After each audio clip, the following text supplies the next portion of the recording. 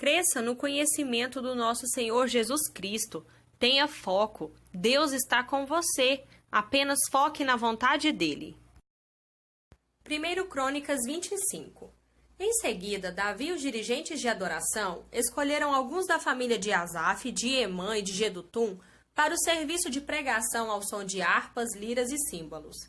Esta é a relação dos escolhidos, da família de Asaf: Zacur, José, Netanias e Azarela. Eles estavam sob a supervisão de Asaf, que profetizava sob a autoridade do rei. Da família de Jedutum foram 6 filhos: Gedalias, Zere, Jesaías, Simei, Asabias e Matitias, supervisionados por seu pai Jedutum, que profetizava ao som da harpa e dirigia o louvor e as ações de graça ao Eterno.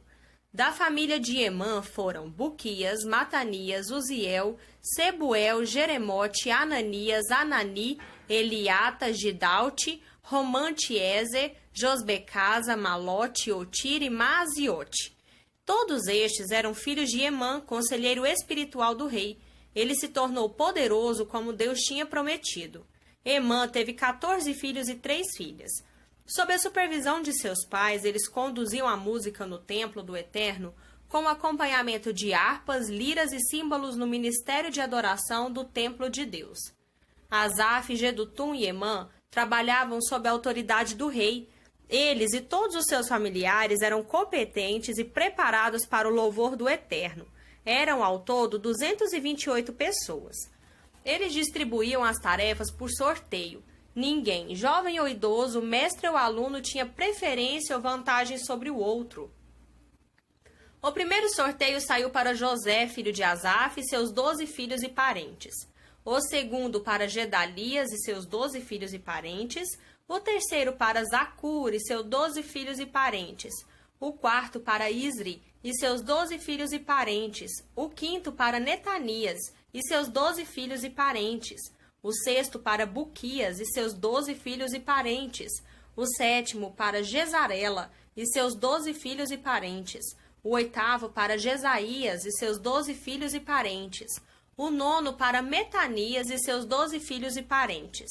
O 10º para Simei e seus 12 filhos e parentes. O 11º para Azareel e seus 12 filhos e parentes. O 12º para Asabias e seus 12 filhos e parentes. O 13º para Subael e seus 12 filhos e parentes. O 14º para Matitias e seus 12 filhos e parentes. O 15º para Jeremote e seus 12 filhos e parentes. O 16º para Ananias e seus 12 filhos e parentes. O 17º para Josbecasa e seus 12 filhos e parentes. O 18º para Anani e seus 12 filhos e parentes. O 19º para Malote e seus 12 filhos e parentes. O 20º para Eliata e seus 12 filhos e parentes. O 21º para Oti e seus 12 filhos e parentes. O 22º para Gidalte e seus 12 filhos e parentes. O 23º para Maaziote e seus 12 filhos e parentes. E o 24º para Omantiezer e seus 12 filhos e parentes. 1 Crônicas 26.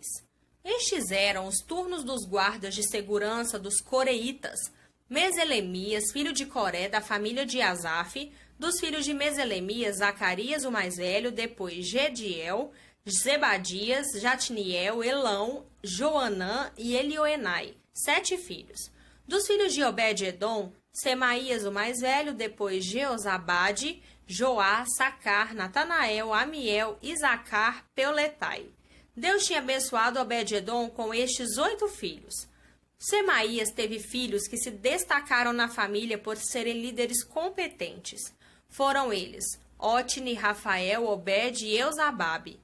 Os parentes dele, Eliú e Semaquias, também foram líderes competentes.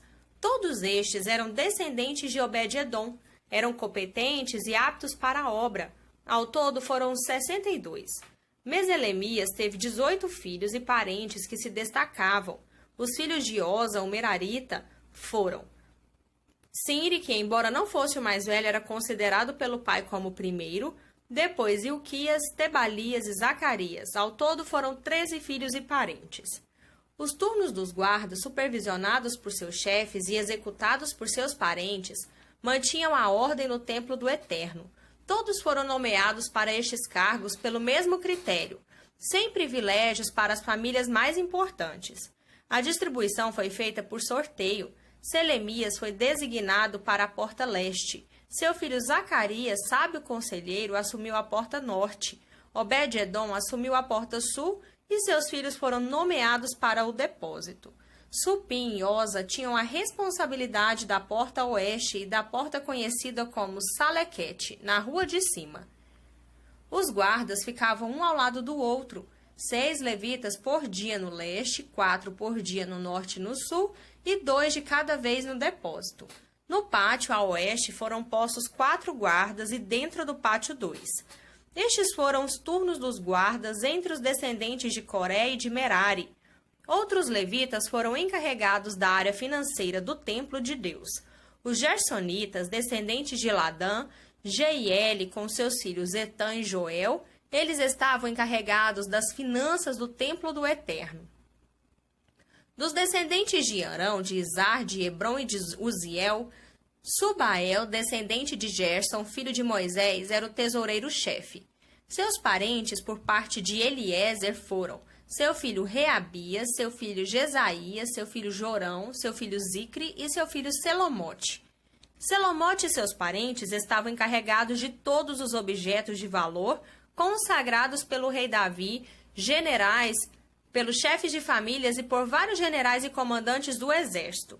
Eles dedicavam o despojo que adquiriam na guerra para o serviço do templo do Eterno. Além disso, tudo que havia sido consagrado pelo vidente Samuel, por Saul, filho de Quis, por Abner, filho de Ner, e por Joabe, filho de Zeruia. Todas as dádivas consagradas ficaram sob a responsabilidade de Selomote e sua família. Dos descendentes de Issar, Kenanias e seus filhos, foram nomeados oficiais e juízes encarregados das questões externas ao serviço do templo. Dos descendentes de Hebron, Asabias e seus parentes foram encarregados da administração das questões relacionadas ao serviço de Deus e aos negócios do rei no território a oeste do Jordão. Eram 1.700 homens de extrema competência. De acordo com os registros genealógicos dos Hebronitas, Gerias ocupava o cargo de chefe. No 40º ano do reinado de Davi, o último ano, foi feito um levantamento da genealogia de Hebron e encontraram-se homens capazes em Jazar de Gileade. Eram Gerias e 2.700 parentes dele. O rei Davi encarregou-os das questões administrativas relacionadas à adoração a Deus e aos negócios do rei no território a leste do Jordão, nas tribos de Ruben, de Gade e da meia tribo de Manassés. 1 Crônicas 27.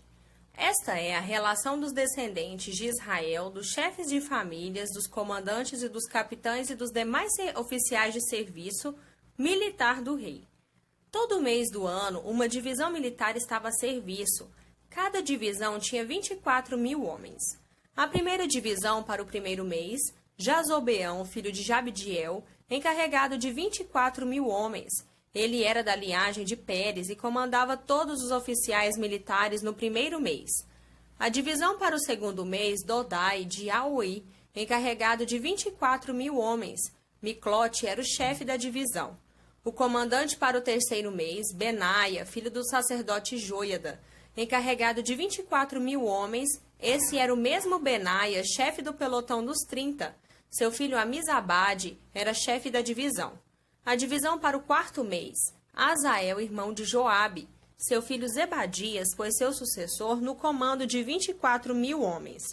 A divisão para o quinto mês, o comandante Samute, o Israelita, encarregado de 24.000 homens. A divisão para o sexto mês, Ira, filho de Iques, de Tecoa, encarregado de 24.000 homens. A divisão para o sétimo mês, Elis, de Pelon, um efraimita encarregado de 24.000 homens. A divisão para o oitavo mês, Sibecai de Uzate, um zeraíta encarregado de 24.000 homens. A divisão para o nono mês, Abiezer de Anatote, um benjamita encarregado de 24.000 homens.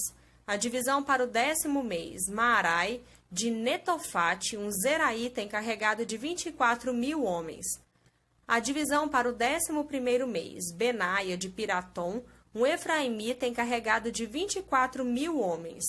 A divisão para o 12º mês, Eldai de Netofate, descendente de Otoniel, encarregado de 24.000 homens.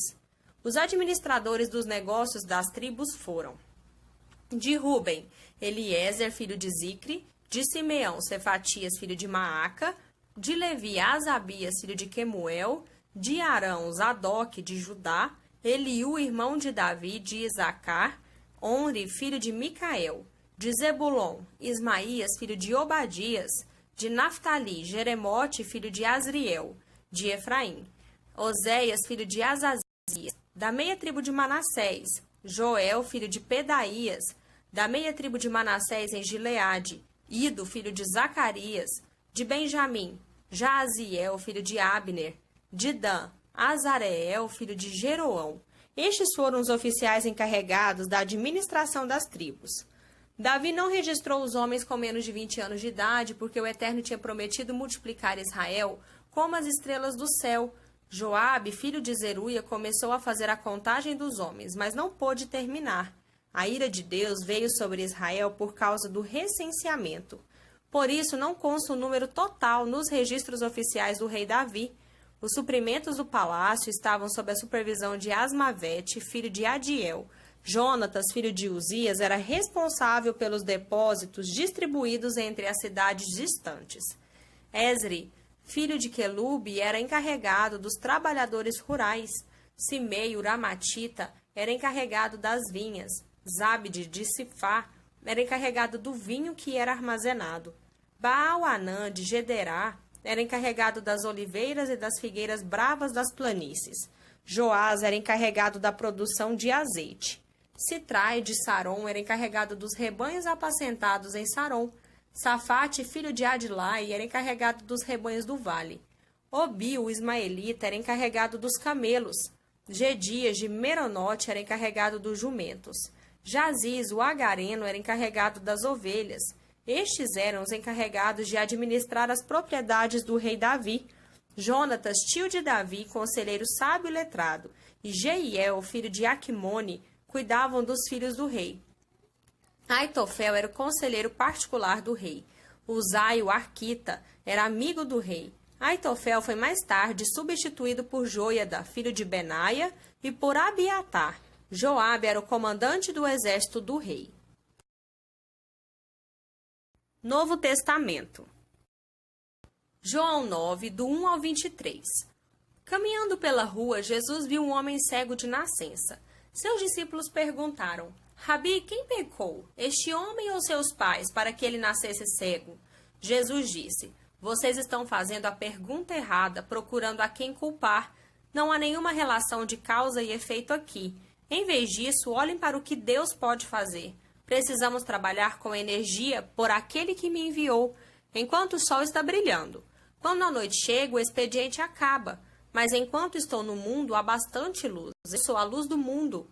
Dito isso, ele cuspiu no chão, fez uma mistura de barro com a saliva, esfregou a mistura nos olhos do cego e disse: Vá, lave-se no tanque de Siloé. Siloé significa enviado. O homem foi, lavou-se e passou a enxergar. Momentos depois, a cidade estava em alvoroço. Os parentes do homem e aqueles que um ano após ano o conheciam como mendigo cego perguntavam: Este não é o homem que conhecemos, que se sentava aqui e mendigava? Outros diziam: É ele mesmo. Mas alguns duvidavam: Não pode ser o mesmo homem, de jeito nenhum.